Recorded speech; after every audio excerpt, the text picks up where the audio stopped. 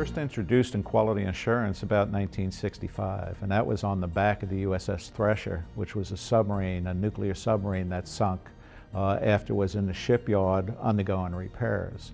And after it sunk, they went through an investigation to find out what exactly caused it.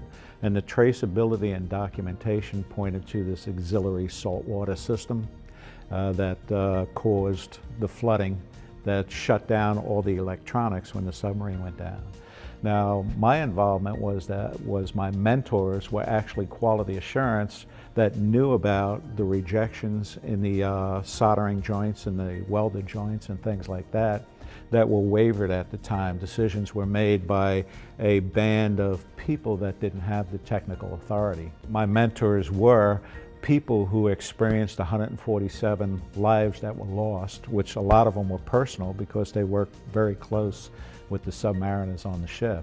So my training was built on stand firm, quality assurance. If it doesn't meet the requirements, then you have to battle it to your death to make it happen. In the military, they did a few things that were different. Number one is they required any leaders not just to take the leadership management, but to take 2 years of psychology. And the whole purpose of it was to make everyone understand how important they were. In other words, if you was working in a room with the lead engineer and you was just a mechanic turning nuts and bolts, you had the same authority and responsibility to that job. And that was my quality foundation. That's how we built things. And that's how what they called the sub-safe program was specifically designed to make sure that that sub was safe.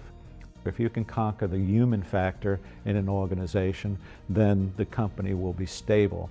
If you can't conquer the human factor, in other words, people feel like they're individuals working in separate entities within your organization, it's not going to happen.